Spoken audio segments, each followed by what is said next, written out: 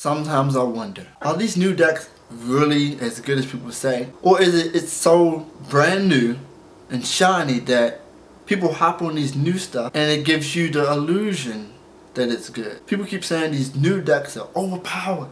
How can we beat it? What can we side against it? It's the same side deck crap that you can side against any other deck. When people, that makes me angry, upset.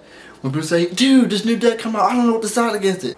What is it? What's its attribute? What is its type? What do it specialize in? Okay, it specializes in graveyard effects. It's dark. They are fiends.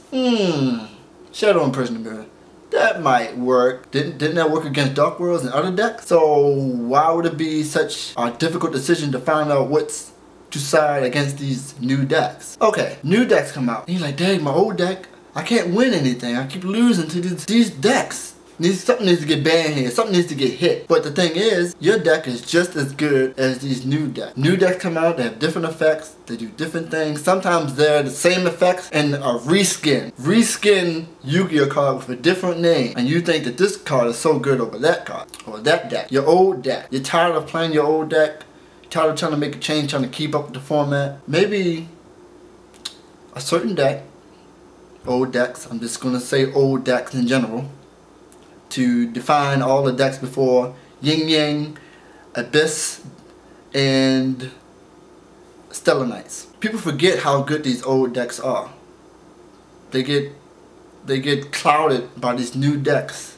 They get brainwashed thinking that they have to go to these new decks to compete.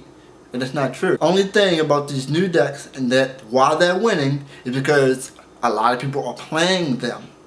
A lot of people are playing these new decks. Your deck can never rise to the top. Say you are the only one out of so many people playing an old deck versus the new deck. What are the chances that you're going to go to the top tables or beat an event? What are the chances? There have been people who have made it to the top with an odd or old style deck. Your chances, or the chances of a deck to make it to the top, increases with the amount of people who are playing it. So you look at the top tables, oh, I figured it's Burning the Abyss, it's Stellar Knights, it's this. Of course, because people are playing those. So it doesn't make those old decks, odd decks, bad. That's another thing that makes me mad when people say, hey, if you're not playing this, you're a bad player. That's not true. Here's another point.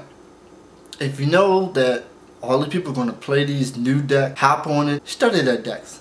What do they keep doing over and over again? What are they relying on? And then you can side deck accordingly. Or you can main deck accordingly to what you're going to play. You can main deck certain side deck cards against these decks with your old deck. And say, at least you'll have an advantage game 1 or game 2.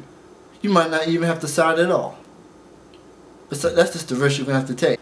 Don't forget about these older decks. Maybe some of you guys need to go back and test it out and see what happens. You might be surprised. Some of you guys want to save money. Some of you guys don't want to buy this new stuff. Then don't. You say, well, that's the only way to keep up. No, it's not. That's just an illusion. It's like buying an iPhone 6 versus the iPhone 5. Oh, it has a better camera. So what? You can just ignore all of that. All those shenanigans that you gotta keep up. That you need the next thing. Because you don't. And that's the end of the video. Thanks for watching. YourYugioh channel. And then my turn. Go.